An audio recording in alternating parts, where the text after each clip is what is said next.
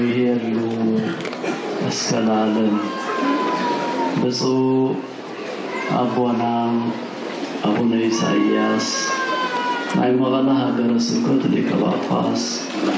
نقدس سينودوس أرثوذكس تواهيدو ቤተክርስቲያን ትግራይ አባል ክቡር ሊቀ ስልጣናት ገብረ ስላሴ አሸ ናይ ርዕሰ ከተማ መቐለ ሀገረ ስብከት ስራሕ መካየዲ ዝኸበሩ መጋቢ ምስጢር ወልደ ያሬድ መብራህቱ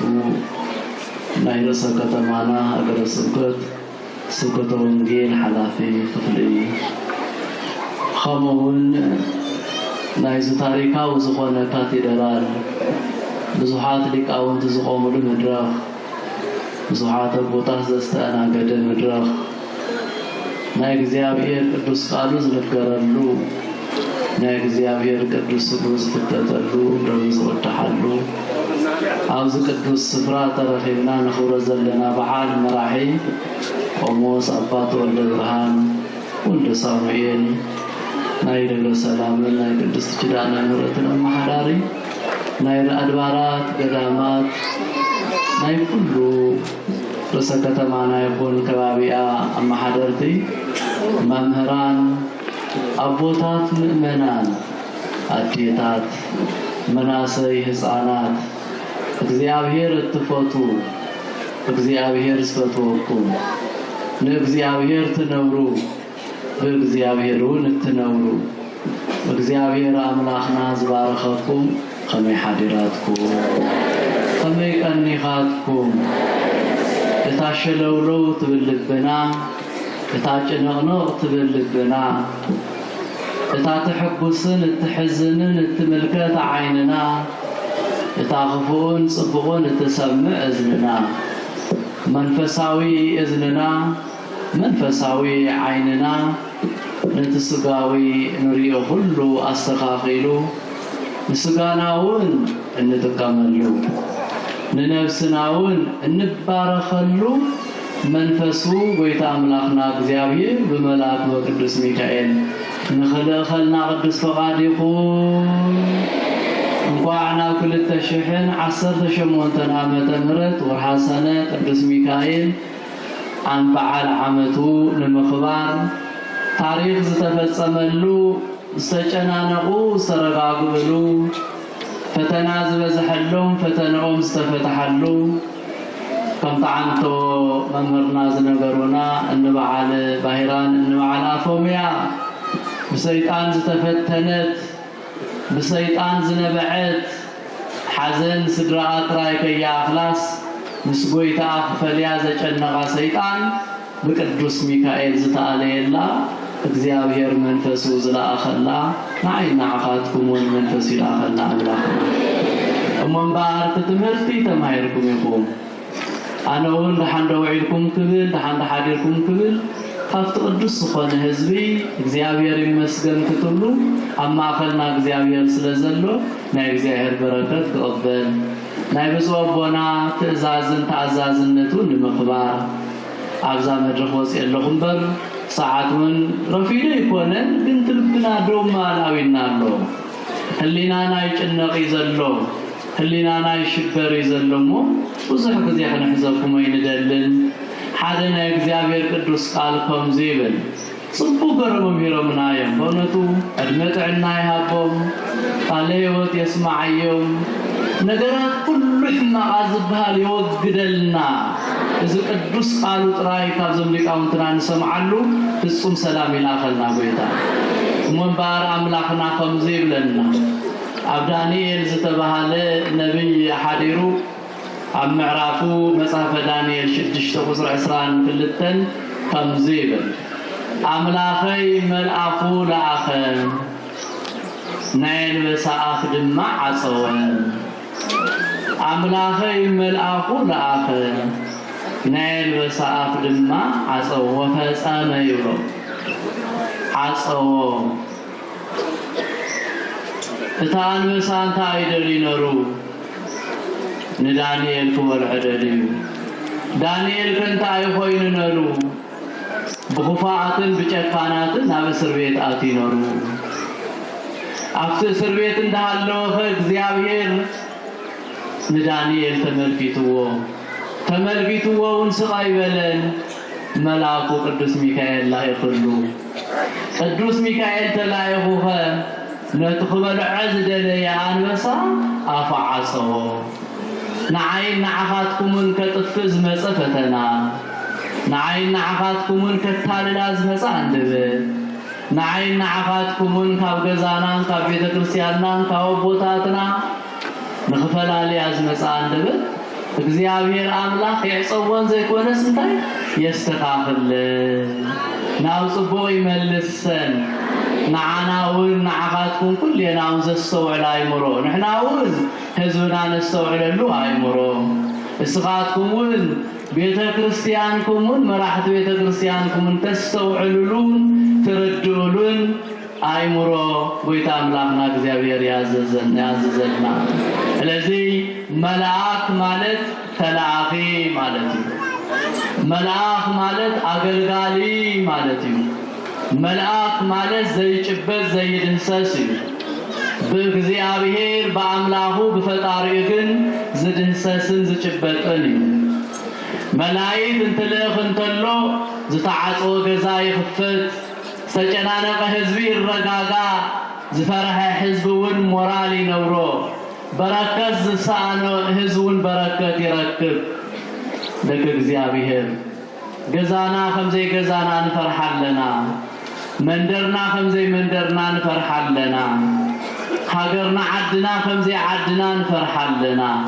ካብዚ ሁሉ ፍርሐት ዘውፅእ ስመኒ ለዳንኤል ካብ እስር ቤት ንቅዱስ ጴጥሮስ ካብ እስር ቤት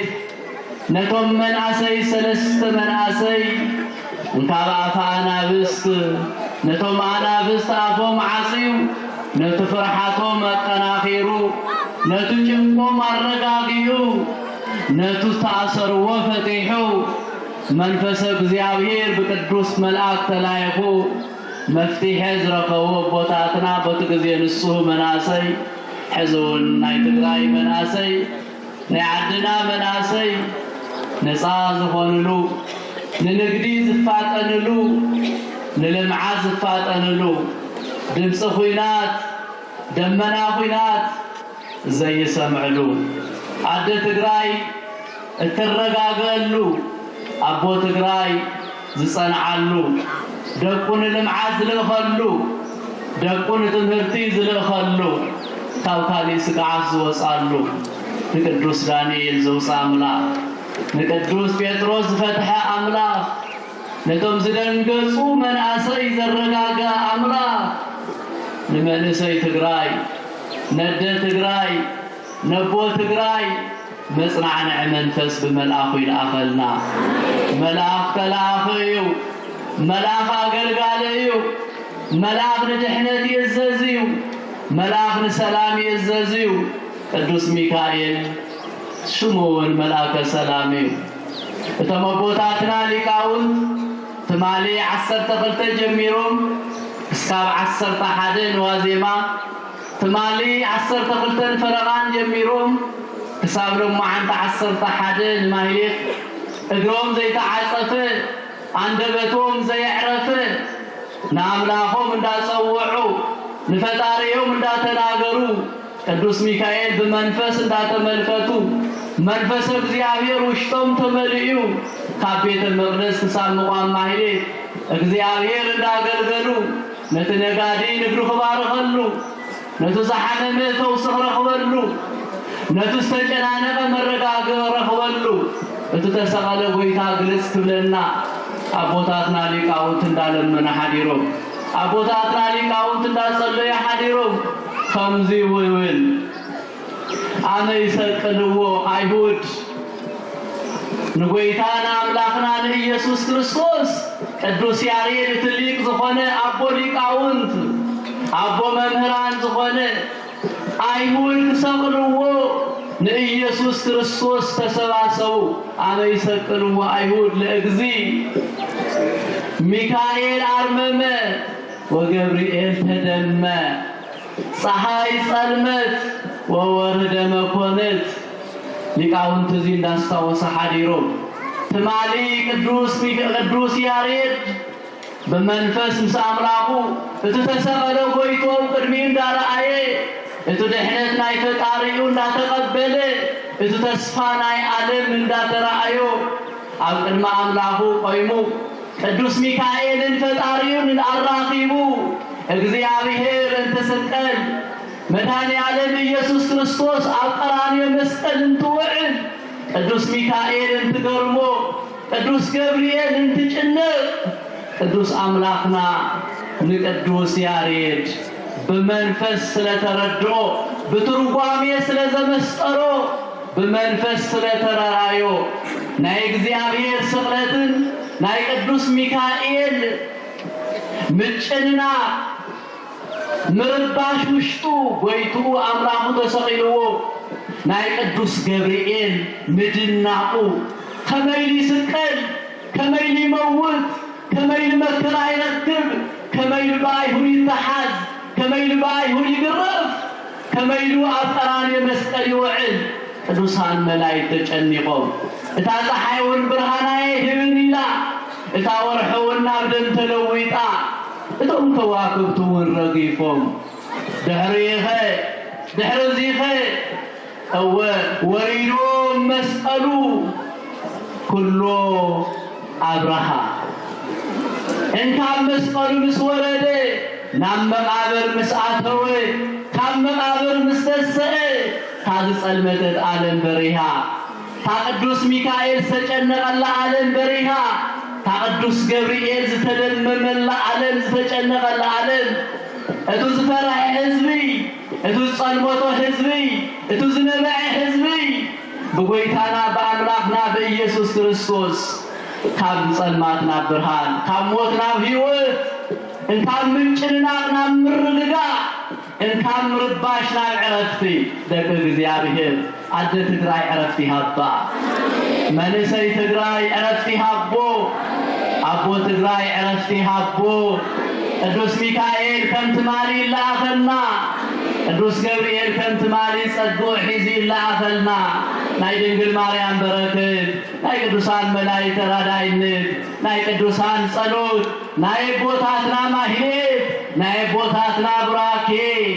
ናይ እግዚአብሔር ሸርነት ናይ እግዚአብሔር ሰላም በመልአከ ሰላም ቅዱስ ሚካኤል ናብ ዓድና ንኽላ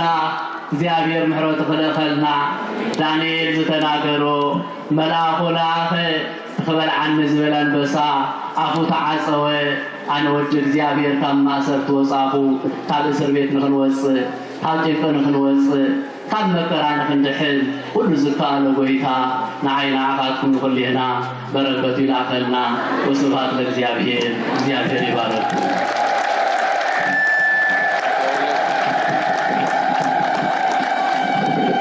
ብፁዕ አቡና ብሓቂ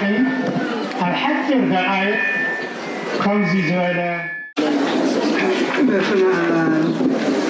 ወወልድ ወመንፈስ ቅዱስ አሐዱ አምላክ አሜን። ብፁዕ አቡና አቡነ ዮሐንስ ተኸበርኩ ሊቃውንተ ቤተ ክርስቲያን አበው መነኮሳት ወጣት ሰንበት ትምህርት ቤት ደቅና ምእመናን ምእመናት ካብ ርሑቕ ካብ ቀረባ ዝመጻኹ ካብ መልአኩ ቅዱስ ሚካኤል በረከት ንምስጣፍ ዝመጻኹ ኩልኩም ከመይ ኢልኩም ሓዲርኩም ከመይ ኢልኩም ቀኒኩም ዳሕና ዲኩም እግዚአብሔር አምላክና ፈቂድልና ኩላትና ዓመታዊ በዓል ንምኽባር ኣውዩ ፈቀደልና ፈጣሪና እግዚአብሔር ተመስገነ ይኹን። ትምህርቲ ከም ሰማዕናዮ መጋቤ ምስጢር ጸቦና አቡነ ዮሐንስ ክቡር ሊቀ ስልጣናት ከምኡውን ሳነ ሊቃውንት ያው ትምህርት ተውሂብና እዩ ተዋህብና ትምህርቲ ሰሚዕና ኣብ ልቦናና ሓዲሩ ያው ብስራሕን ፍጹም እግዚአብሔር ቅዱስ ፈቃዱ ይኹነልና።